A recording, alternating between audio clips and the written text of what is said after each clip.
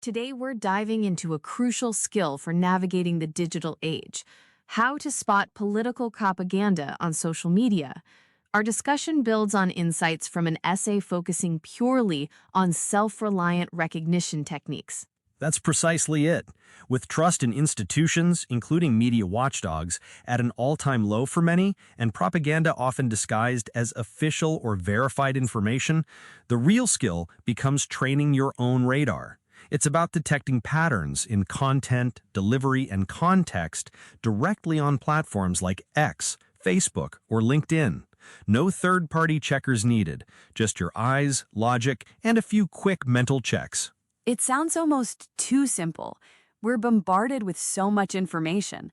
How can we, as individuals, reliably discern propaganda when it often isn't outright lies, but rather something more subtle, like selective truth or emotional manipulation? It's not about simplicity, but about focusing on intent. Propaganda aims to manipulate how you think, feel, or act, rather than simply inform or discuss. The essay outlines several reliable, independent ways to identify this intent without needing someone else's verdict. The first is the emotional hijack test. We're looking for things you can do in seconds while scrolling X, Facebook, Substack, LinkedIn, Truth Social, or anywhere else. The emotional hijack test. So, does it aim for your gut before your brain? Exactly. You ask yourself, does this post make me feel immediate rage, fear, smug superiority, urgency, or moral outrage? For instance, posts proclaiming, quote, "They are destroying our country right now," end quote. A key indicator is whether the opposite political side would feel the same intensity if the roles were reversed. If a post is designed to provoke that visceral "I have to share" or react impulse, it's a classic sign. Organic posts usually mix tones, include personal stories, and allow for some doubt. Propaganda keeps the emotion dialed to maximum with no off switch. A quick self-check is to pause for 10 seconds. If the emotion fades quickly, it was likely engineered. That's a powerful and immediate filter. But what about the language itself? Politics is inherently divisive, so strong language isn't always propaganda, is it? You're right, but we're looking for absolutism. The second red flag is the absolutist or black and white language detector. Real-world politics is messy, full of nuance and gray areas. Propaganda eliminates them. You'll see words like always, never, everyone knows, the only way, total betrayal, pure evil, or existential threat.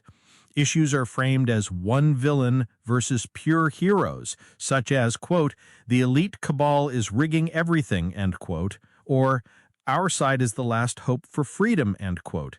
There are no concessions, no "on the other hand." Genuine posts often hedge or share mixed feelings. So, if it sounds too neat, too perfect in its condemnation or praise, that's a warning sign. What about when you start seeing the same thing over and over? That's the repetition and swarm pattern spotting technique. Propaganda tries to create a fake consensus through repetition. Ask yourself, do you see the exact same phrase, slogan, or claim popping up across unrelated accounts in a short time? For example, sudden floods of, quote, "This is bigger than Watergate," end quote, or identical memes. Often the accounts posting them have red flags themselves.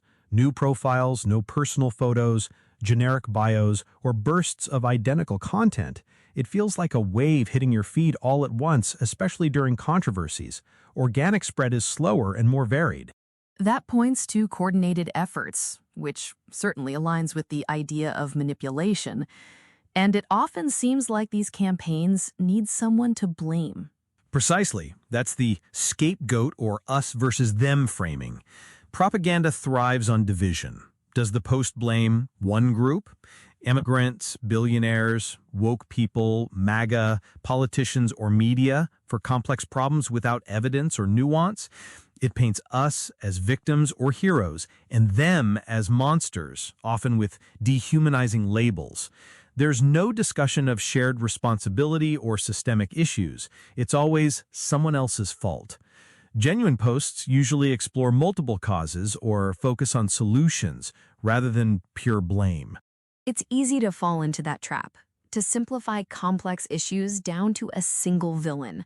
My final question is about facts themselves.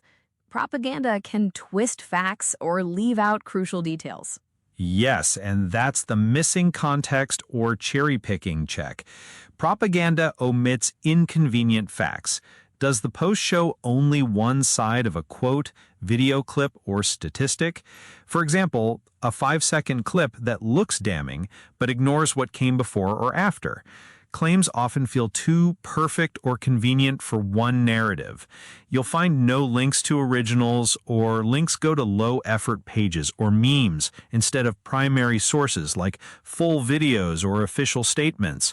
A quick self-test here is to search the key claim in quotes on the platform.